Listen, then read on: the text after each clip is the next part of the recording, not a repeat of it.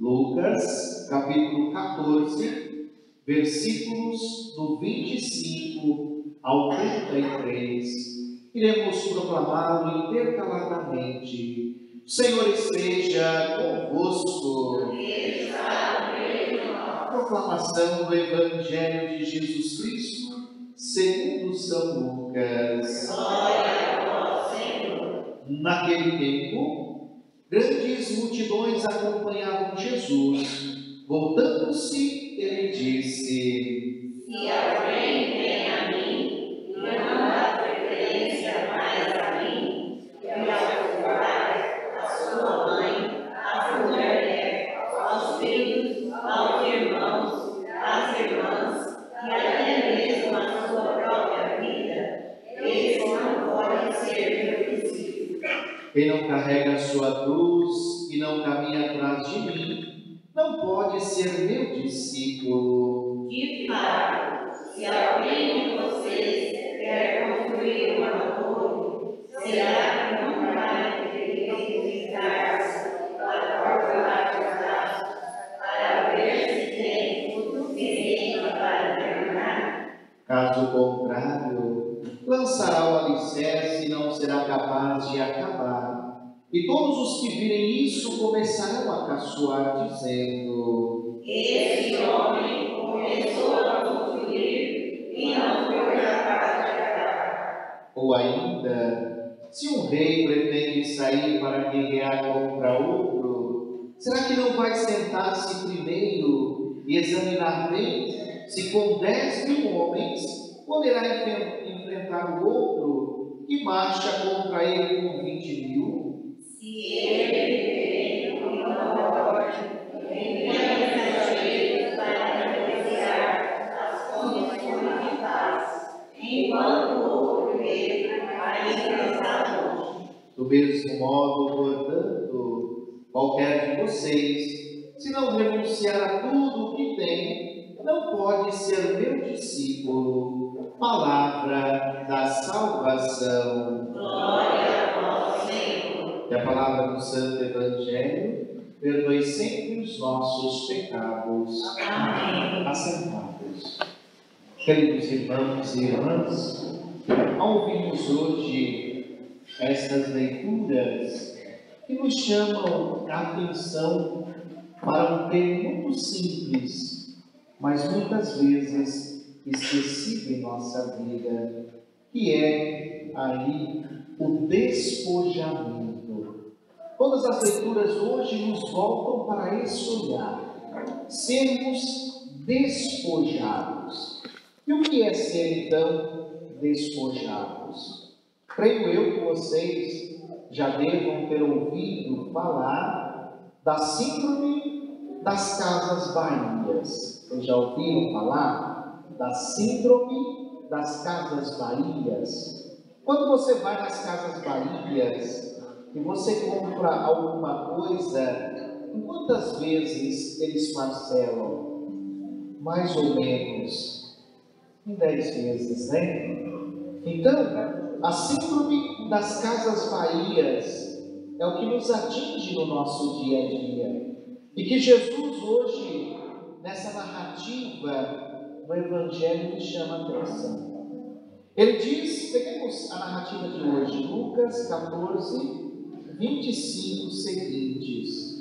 Rezemos juntos esse verso 26. Se alguém vem a mim, pegamos lá Lucas, capítulo 14, verso 26. Rezemos: se alguém vem a mim, se não dá preferência mais a mim e a seu pai, a sua mãe, à mulher, aos filhos, aos irmãos, às irmãs e até mesmo a sua própria vida, esse não pode ser meu discípulo. Amados, quando Jesus, nessa narrativa, ele diz que nós temos que dar preferência a Ele e não ficarmos presos aos nossos pais, à nossa esposa e até a nossa vida, não significa que nós não temos que valorizar. Valorizar sempre. Mas em primeiro lugar deve ser Jesus. Por isso que nós vivenciamos a síndrome das casas vazias, porque nós parcelamos a nossa vida, parcelamos a nossa relação com as pessoas. Nós vamos como aquela gotinha, aquele remedinho de gotinhas, que quando estamos com alguma dor, o médico fala, coloca 20 gotas, aí você coloca 20 gotinhas. E nós vamos fazendo isso nas nossas relações. Nós não entramos de cabeça, nós não abraçamos, na linguagem popular, vestir a camisa.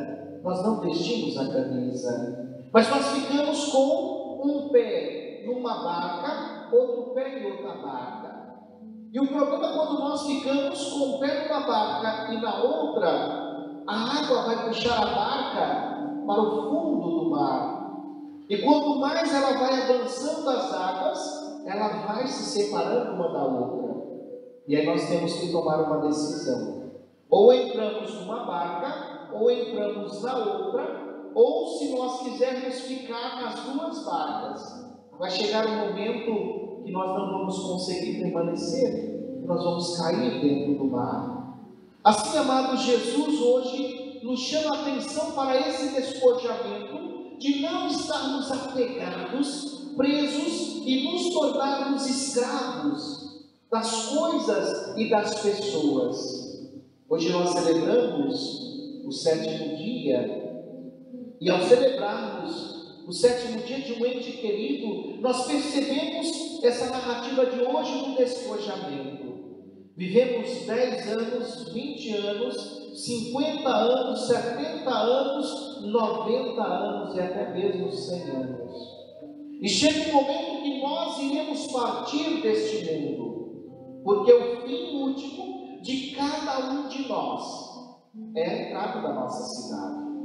Por isso que todas as vezes que nós entramos e saímos, nós olhamos para a nossa direita se saímos, olhamos para a nossa esquerda se chegamos e percebemos, aqui está o nosso futuro. E aqueles que estão lá dentro daquele ambiente, daquele espaço denominado cemitério, ou seja, um dormitório, ele olha para aqueles que estão lá fora e diz, aproveite, porque hoje eu sou, ou melhor, ontem eu fui, o que você será amanhã.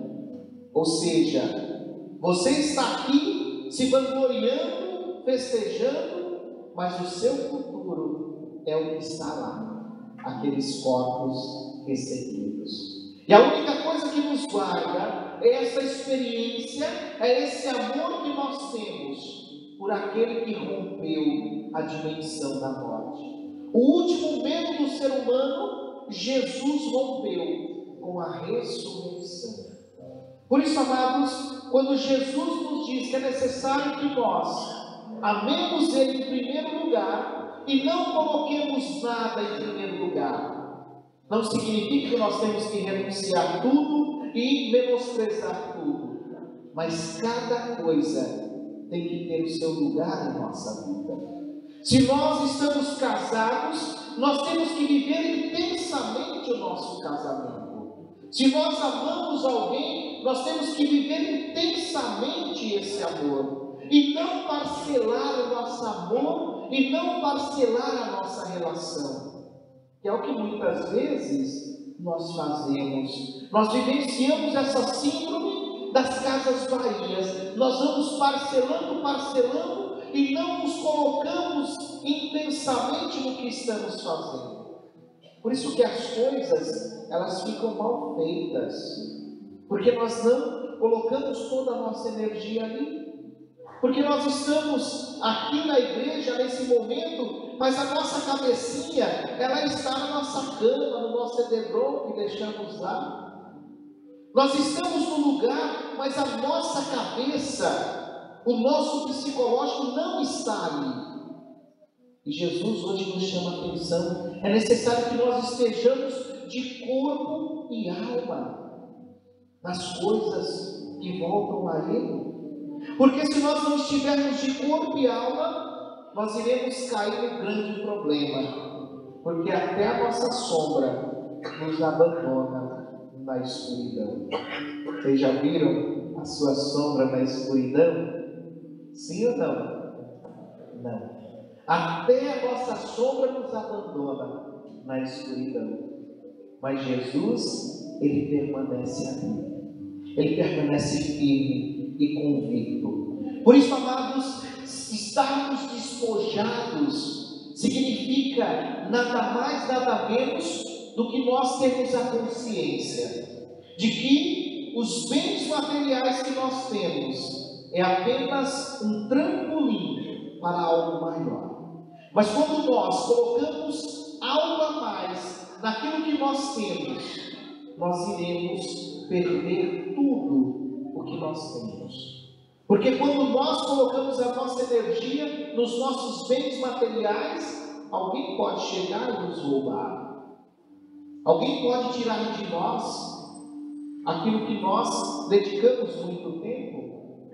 Essa semana que se passou na escola, a escola é um lugar maravilhoso para você ouvir histórias de vida.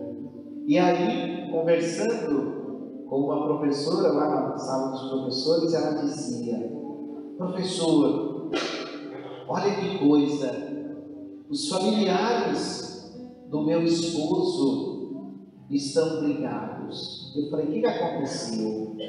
Que o pai, ele dedicou a sua vida em fazer de tudo para os filhos. E ele foi acumulando um dinheirinho na chamada poupança. E deixou 700 mil reais guardadinho. E aí o velhinho dizia que aquele dinheirinho era para que os filhos pudessem se manter e não passar necessidades. Pudesse aquele que não tivesse uma casinha pegar o dinheirinho e comprar uma casinha para ele. E aí a briga estava.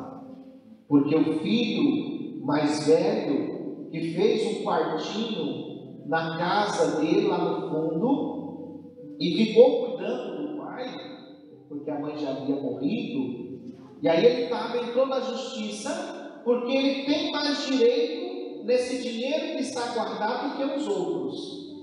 E o mais engraçado, que quando o pai estava vivo, e ele estava morando lá no fundinho, não dava trabalho, não era problema. Na hora que o velhinho esmureceu, como diz minha mãe, caiu, se definhou, precisou ter um olhar mais atento.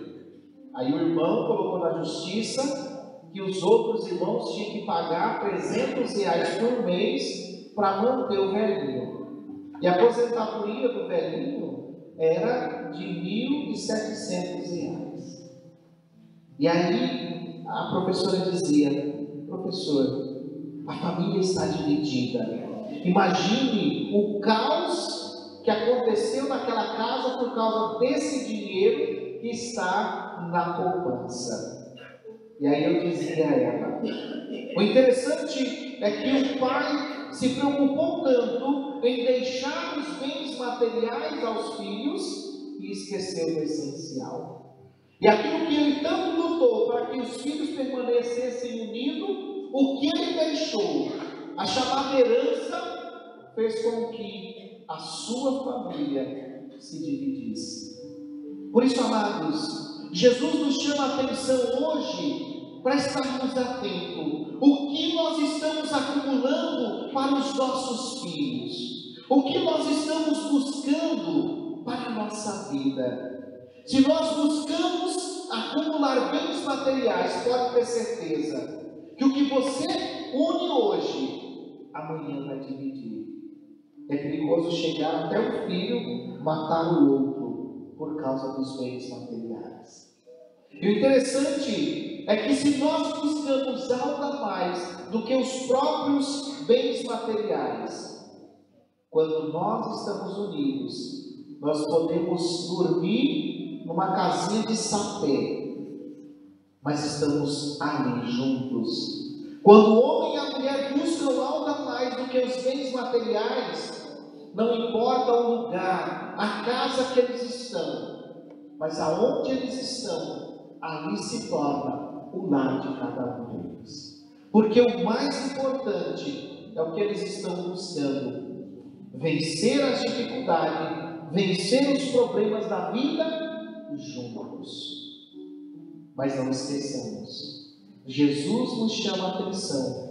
Ao estarmos despojados, nós temos que ser prudentes. A prudência, ela é fundamental na vida daquele que está despojado. Não ser inconsequente, como intensamente eu escuto nas angústias da nossa comunidade e as preocupações da construção da nossa igreja. E essa narrativa do Evangelho, hoje quando você chegar em casa, leia novamente essa narrativa, ela é importantíssima, para que vocês não joguem a pedra e o peso nas costas do fardo de vocês. Olha que interessante a narrativa de hoje, verso 28. Rezemos juntos. De fato, se alguém de vocês quer construir uma torre, será que não vai primeiro sentar-se e calcular os gastos para ver se tem o suficiente para terminar? Caso contrário, lançará o alicerce e não será capaz de acabar. E todos os que virem isso começarão a caçoar, dizendo: esse homem começou a construir e não foi capaz de acabar. Amados, grife esse verso e todas as vezes que alguém vier me questionar, passe essa leitura para que a pessoa leia. É preciso que nós sejamos prudentes. Estamos nas vésperas da festa. Olha a criança que está ali à nossa esquerda. Está olhando para você com um sorriso colgate, vermelhinho, sorrindo para você, ele quer ir para a sua casa. Nós fizemos 1000 bingos para serem vendidos. E o impressionante é que nós não chegamos nem a 450 bingos vendidos, numa população de mais ou menos 15 mil habitantes da nossa cidade. Amados, como que está a nossa corresponsabilidade com a comunidade? E o interessante é que questionam. E quantas pessoas já chegaram em você e questionaram quando que nós vamos começar a construção da nossa igreja? Não estamos fazendo nada.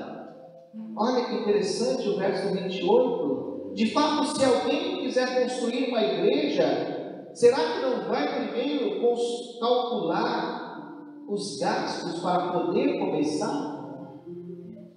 Para ter noção, amados, nós já estamos nos preparando, mas não há correspondência ainda. Por isso, aqui é necessário que estejamos atentos. Se eu não quero, a coisa não caminha. Se eu não dou o passo, a coisa não caminha. Então é preciso que eu esteja aberto a olhar para as coisas além do que eu espero. E é isso que Jesus, na narrativa de hoje, nos chama a atenção, porque aquela multidão que o procurava, verso 25, procurava ele porque tinha interesse de alguma coisa. E ele disse: venha a mim, mas venha aberto a receber o que eu tenho para te ofertar, e não o que você quer receber. Às vezes nós procuramos os outros, mas definindo o que ele tem que ofertar a mim. E aí nós temos um grande problema, porque o outro não vai ofertar o que ele quer, mas o outro vai ofertar o que ele tem. E aí vem as frustrações da nossa vida, porque nós esperamos algo do outro, que o outro não possa atingir os nossos gostos, as nossas concepções, os nossos objetivos, porque o outro não sou eu. E Jesus, ele passa a questionar aquela multidão que chega até ele e nos questiona hoje: será que você está aberto a receber o que eu tenho que te ofertar, aquilo que eu tenho para te dar? Ou você está vindo a mim querendo algo que eu não tenha. O porquê estamos buscando no Senhor. Por isso, amados, quando nós nos unimos, a nossa vida, ela se torna diferente. Mas quando nós nos separamos, quando nós nos dividimos, a própria comunidade se destrói. Basta você observar na sua casa. Quando você, esposo, quando você, esposa, está unido ao seu esposo, está unido à sua esposa, vocês conseguem superar todas as dificuldades, todos os problemas. Mas quando um se divide, a primeira coisa que se destrói é a sua família. O seu alicerce é destruído. Por isso, vamos unir forças. E nesse mês, iniciamos mês de preparações para as nossas eleições. Hoje, a nossa igreja inicia um projeto novo. Diversidade na unidade. O que significa isso? Exame de cabode. Olha lá, tem para falar da altura dela, tem que ficar em cima do ambão. Olhem para a cara dela, cadê o sorriso colgate? Oh, meu Deus! Olhem para ela. Ela é igual a mim? Eu sou igual a ela? Tem um programinha no celular hoje que você troca as faces, né? Eu não sei o nome. Mas ainda na realidade nós não conseguimos fazer isso. Então, se ela é diferente de mim, o que significa a diversidade na unidade? É eu respeitar ela na sua unicidade. É eu respeitá-la do jeito que ela é. Com o cabelo amarelo, branco, pintado ou não pintado, coitada. Com a sobrancelha feitinha, com esses óculos que enxerga tudo, é eu respeitá-la dessa maneira. Assim como ela vai me respeitar do meu jeito, porque ela não sou eu não sou ela. É viver a unidade na diversidade. É irmos num jardim e olharmos rosas, flores, todo tipo de rosa, todo tipo de flor, e perceber que há uma harmonia. E só é jardim porque são vários tipos de rosas, vários tipos de flores. Isso dá harmonia. E viver essa diversidade na unidade é viver essa harmonia. É eu respeitá-la, que ela vai votar no fulano, no beltrano, no ciclano. E eu também vou votar em quem eu quero. Ela não tem que definir quem eu tenho que votar e não tem que virar a cara e brigar comigo. Por isso, amados, a nossa comunidade não cresce porque eu tenho que definir o que o outro tem que fazer. E isso não acontece. Viver a diversidade na unidade é eu perceber que ela é minha amiga, eu sou o amigo dela e eu vou respeitá-la e ela vai me respeitar no candidato que eu escolher, seja para o executivo, seja para o legislativo. Porque ela vê que aquele tem condições de administrar, de governar a nossa cidade, assim como eu tenho condições de votar naquele que eu acho também, e as ideias não vão bater porque ela não sou eu e eu não sou ela. Imaginemos, amados, todo mundo com uma roupinha, uma camiseta azul com uma manchinha verde e todo mundo tem um fusquinha rosa. Que coisa estranha seria. Você já até pensou nessas danadas. Isso não acontece. Porque nós somos diferentes. Se você olhar para aquele que está ao seu lado, por mais que ele esteja com a mesma roupa que você, a roupa dele se torna diferente. A cor é diferente. Por isso, esse novo projeto que nós iniciamos, não perca um amigo por causa de política. A política passa, mas o amigo deve permanecer. Obrigado. Uma salva de palmas a ela.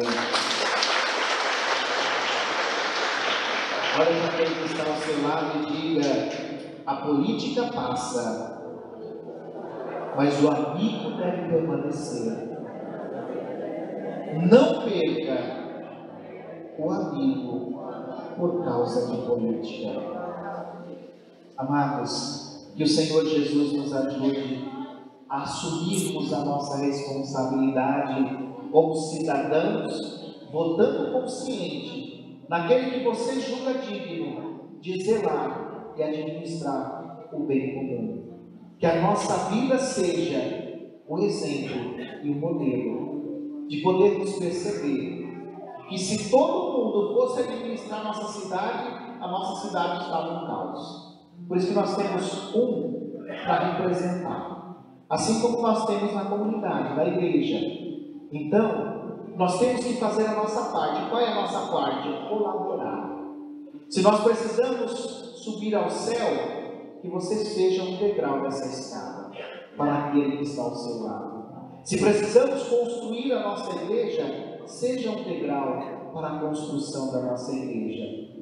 Mas, quando nós começamos a nos dividir, nós não chegamos a lugar nenhum.